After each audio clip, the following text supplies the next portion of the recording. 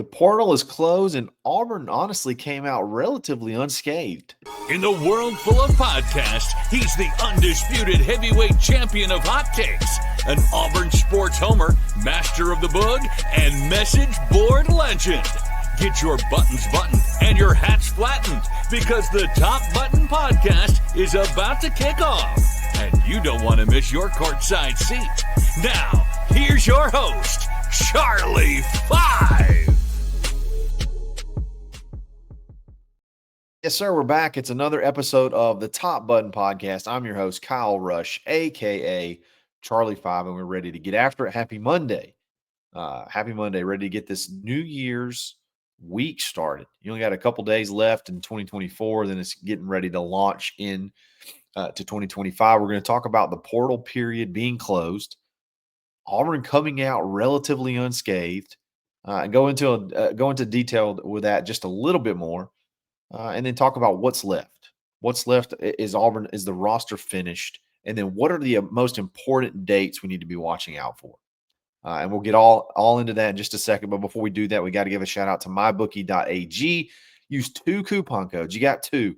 You got TNR Casino for the 300% deposit bonus to play in the casino. And then you also have TNR Casino. The next round, just next round, for a 50% deposit bonus you can use anywhere. So you could take that big bonus of free play, win some big money in the casino, then take it over to the sports book and bet any game you can imagine, any way you can imagine. Easy deposits, easy withdrawals. It's mybookie.ag. We talked about it a little bit last night. Mostly the conversation was around Walker White. But I want to look a little bit deeper into the portal being closed, and then what Auburn lost, and then just kind of talk about, hey, did Auburn come out with a win? It feels like that way to me, but I want to go through it with you guys and see what you think, and let me know in the comments below.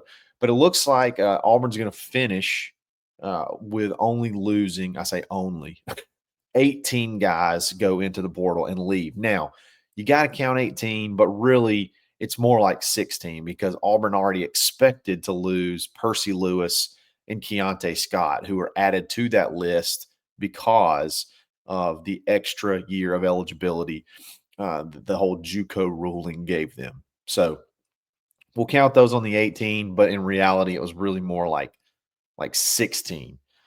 So based on the result, like that seems like a big number. You know, right off the top of your head, you're like, man, Auburn lost a bunch of guys. But when you look at year over year, I think that's going to become pretty much the norm. Not become, it kind of already is the norm. If you look in past, I think last year was also the exact same amount of players. And then I think it was like 14 or 15 the year prior, and then so on and so forth. So it does seem like that, somewhere between that 15 to 18 range is probably what you can expect every single year, which is crazy because, I mean, that's nearly a fourth of the roster that you can expect to leave every single year. And that's spread out over multiple classes, but it's not just all from, your senior class, all from your junior class. It's everybody, but still it looks like that can be what you expect. Now, should Auburn start winning a lot more? Maybe that changes. But when you look at the guys that have left both years,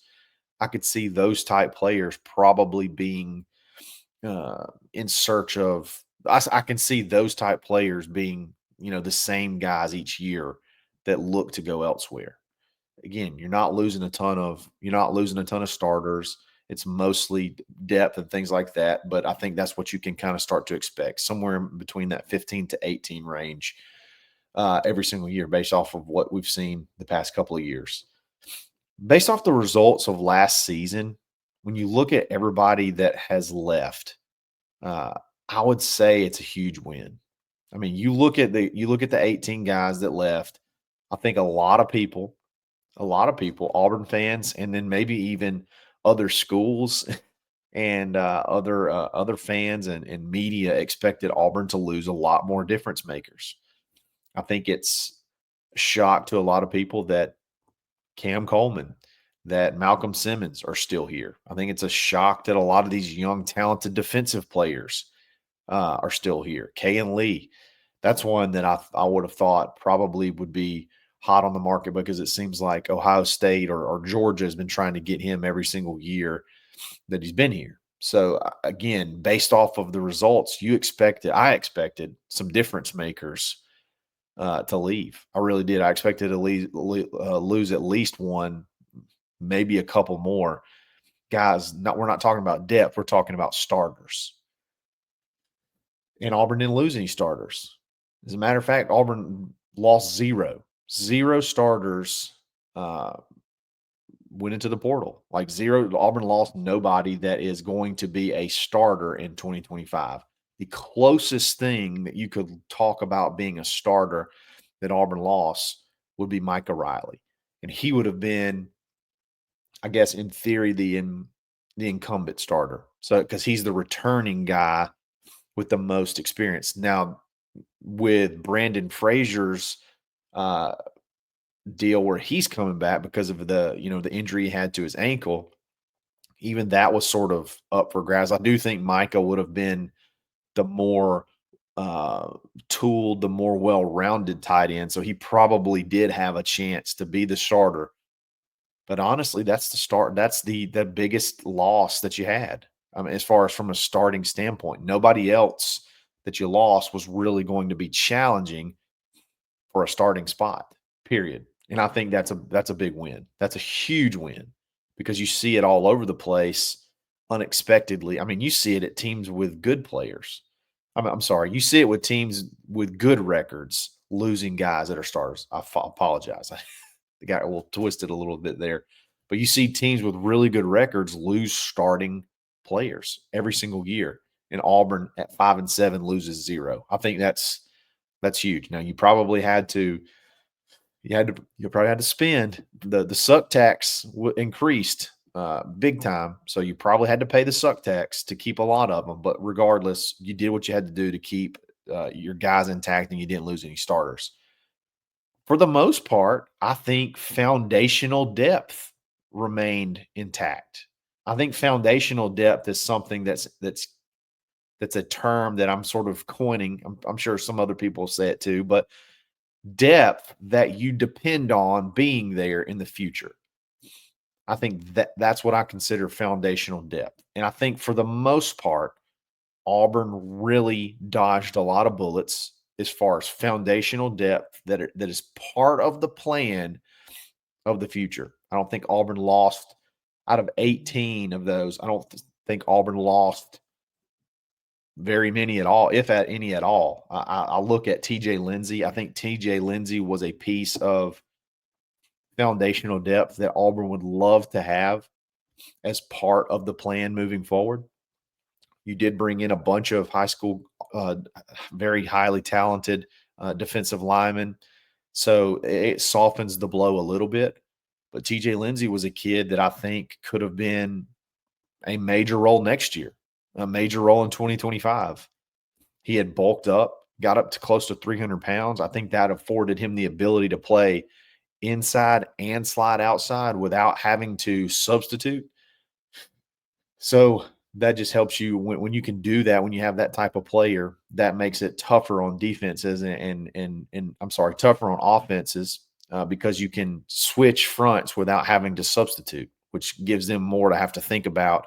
And they can't really key in on any one particular person because they could be anywhere on the field. TJ Lindsey, I felt like, could have been a really, really good player at Auburn. I think I'm not sure where he's going to go. I think everybody kind of assumed Arkansas, but it looks like on January 1st he's going to visit Purdue. So that would be an interesting landing spot if you go from Auburn to Purdue. But we'll see what happens with him. I think foundationally, he was probably one of the bigger foundational pieces that we lost. And then obviously Walker White.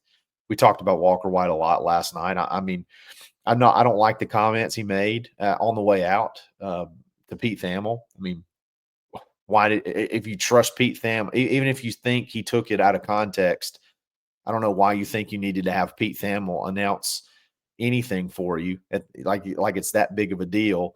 to go. You're going to be a backup at Baylor anyway, and then expect Pete Thamel to give you a glowing anything other than trying to find the one headline grabbing conversational piece from your quotes. I mean, that's just common sense. But regardless, I think he was a foundational piece. I think he was probably part of the plan between he and Deuce. They were part of the plan moving forward after, Jackson Arnold. So, but outside of that, it's really hard to point to somebody to say that guy was going to be a bona fide starter. There's no doubt about it, and that's a huge loss. It's really hard to point to that particular person and say, one of the other, you know, 16 guys that we're talking about is that guy. It's really hard to point to it. So I think Auburn dodged a ton of bullets, and you should be done dodging them for at least until spring. So all in all, I think Auburn survived this portal period very, very well from starting perspective and from foundational depth. Is the roster finished? We'll hit that up in just a second. But before we do that, let's give a shout out to our boy Ford Stokes with Active Wealth. Go to retirementresults.com/plan and get your custom portfolio analysis absolutely free. It's a $1,500 value. Just go over everything. Why not? Just make sure your plan has got you on the right track. And then you can make a great friend, obviously, at the same time. So tell him War Eagle. Tell him we sent you. That's Ford Stokes with Active Wealth. Is the roster finished? I looked at it. You have 79 non-kickers on scholarship. And what do I mean? Why do I signify non-kickers? Because kickers you can do different things with. There's a lot of different options scholarship-wise, NIL-wise that you can do with kickers. So I don't ever really count them as full-on scholarship because they go in and out of scholarship a lot. When you got to have a number, when you need another guy, you can maybe move them to a walk-on and then up their NIL to cover what they lose from going off a scholarship. You can do a lot of things there. So I'm going to say 79 non-kickers on scholarship. So you're still probably looking to add 3 to 5 more spots, depending on who shows up, depending on what the needs are, and then depending on who pops into the portal or who do you get onto that you've evaluated really hard to get to the point where you're ready to make a move on. So that's what I'm looking at, somewhere in that 3 to 5 range. Where do they come from? So there's still a ton of guys in the portal. The portal period closing only means that no new people that are not currently about to play a bowl game can enter the portal. So if you've had this whole month or so to figure out if you're going to go into the portal or not, and now if you haven't already done that, you just don't have that option anymore. The only people left are those that are still about to play a bowl game. There's one today. So after today, the kids that are playing in the game today will have 5 days to decide if they want to go into the portal or not. Other than that, there's no new names that are going to enter the portal, but there's still a ton of dudes in the portal. Okay. So you still have a ton of guys that you can evaluate, that you can watch tape on, that you can bring in for a visit. And I assume that's what they're doing. They're getting ready to plan for those things. And we'll talk about those dates here in just a second. But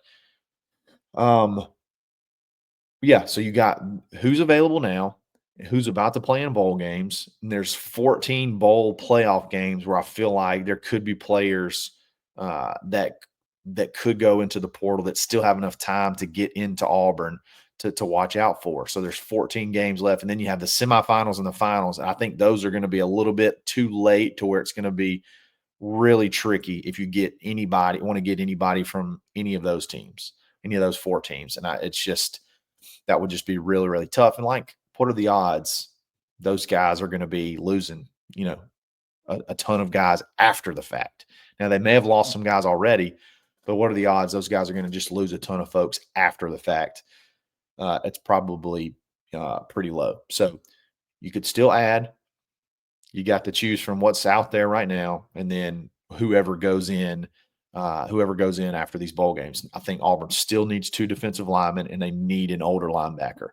I think if you could just get those 3 spots, I think you will have had and get them with, good players. I think you can consider this portal period a huge win based off of what you already have, what you lost and what you didn't lose, and then filling all your needs. Now, I think Auburn will be patient. I don't think Auburn's going to really reach really quickly on anybody. They're going to, fill this thing out and see what happens. But again, I don't think the roster's all the way finished. I think there's still some work to be done to at least get ready for spring and sort of get yourself in a better position depth wise, definitely on the defensive line. And then I still think, I may be way off on this, but I just think you need one older linebacker. I think you need one guy with experience to add to that very, very talented room. So we'll see if that guy, materializes here over the next week or so. Important dates. Okay. These are some important dates that you need to remember moving forward. Okay. Over the next couple of weeks, these are very, very important dates. Okay. Number 1, January 1st, New Year's Day. That is when portal guys can start visiting again. We are in a dead period. So the only communications that can be had are over phone, text, email, maybe even Zoom call. I'm not even sure exactly how that works, but no face-to-face contact. Okay. Up until January 1st. Then kids can start coming to visit Auburn. And I think that's something to watch for, because as soon as that happens, Auburn's probably going to start lining up visits again. Now, the numbers are not going to be as big as obviously it was 2 weeks ago when you had like 5 a day for 4 or 5 days in a row, but you're going to start seeing some names pop up that are on visits. And when those happen, that's ones you need to keep an eye on, because there's so few spots left. If Auburn's bringing somebody in for a visit, they feel really good about him, and they're probably going to try to get him. So that's something to definitely be on the watch for. You still got today. That's probably not going to be a lot of action. Tomorrow, probably not going to be a lot of action, other than I think there's a lot of games tomorrow. So there could be a lot of guys after those games declare they're going into the portal, but then they can't visit until the following day at the earliest. So you got to just be on the lookout for that. January 1st, that's when visits can start happening. Again, Auburn's first day of classes starts January 13th. Okay. So we're 2 weeks away from classes starting. That is a very tight window. Okay. If you're looking at adding guys that haven't played in their games yet, you have bowl games that go, like, not even playoff games, just bowl games that go all the way into like the 4th and the 5th. Like, you got some games that are on out there. So if you're waiting to watch to see if anybody comes out of those games, you got to keep January 13th in mind, because that is the first day of class. So even though you can be in the portal after your game, you got 5 days after your game, that doesn't change the enrollment times at the school of choice. In Auburn's, there's not a ton of wiggle room as maybe there is elsewhere. Okay, so you got to enroll typically by January 13th. Your last day to add classes is January 18th. So that's only a 5-day, 5-day period after classes start till it's typically your last day that you can add classes. So to get enrolled, to add classes, I know that if you're on it, you can do that in a short amount of time, but still think about transferring, moving, getting enrolled, then moving in, then getting all that set up. Like, it's not something that can just be done in like a 24-hour period. It's something that takes a little bit of time. So regardless of the fact that kids can go in after their bowl games a few days from now, that window of getting to Auburn from there it is shrinking day by day, and it's getting harder and harder and harder. So that's why I'm glad Auburn did a lot of their work, obviously got their work done on the front end, and now you're just looking to add those final pieces. I've seen talk where February 3rd is really the true cutoff date. And that talk was mainly around last year when, Saban retired so late, and then you're hoping some of the more talented Alabama players go into the portal, and he did it so late that it made it hard because classes had already started. And I think basically that it has to be the most perfect scenario, but I think February 3rd would be like the deadline. But again, probably closer to that January 18th.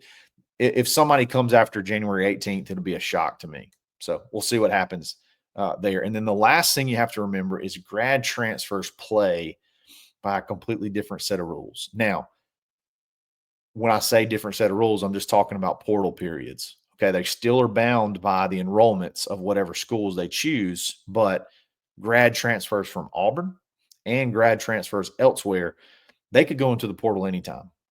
They're not bound by a portal period.